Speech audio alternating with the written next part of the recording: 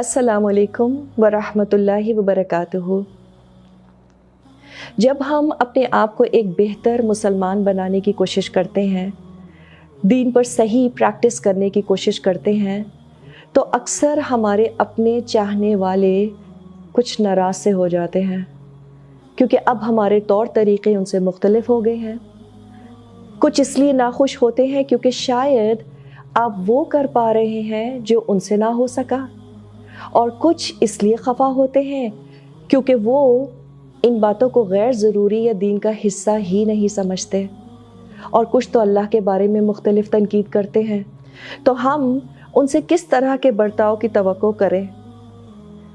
ہم جو واقعی اتنی کمزوریوں کے مالک ہیں، کیا وہ ہمیں ایسے ہی چھوڑ دیں گے؟ کیا وہ ہماری ویلیوز کے ساتھ ہمیں ایکسیپٹ کر لیں گے؟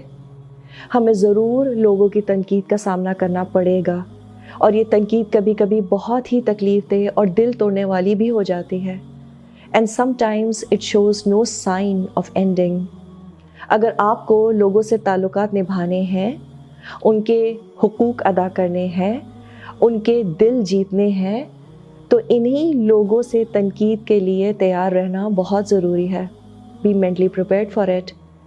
ان لوگوں کی تنقید سے بچنے کے لیے تو انسان یا تو زمین میں کوئی ٹنل ڈھونڈ لے، یا پھر کوئی ایسی سیڑھی جو ہمیں ان سے دور آسمان میں لے جائے۔ جب تک ہم اس زمین میں لوگوں کے درمیان رہ رہے ہیں، یہ تنقید تو سننی ہی پڑے گی۔ تو اس لیے یہ ضروری ہو جاتا ہے کہ ہم ذہنی طور پر اس بات کے لیے تیار رہیں کہ ہم چاہے کتنے اچھے ہو جائیں، expect to be hurt, to be insulted and to be criticised. لیکن وہ شخص جو زمین پر بیٹھا ہوتا ہے، کیا وہ گر سکتا ہے؟ So why do we make ourselves so vulnerable in front of them؟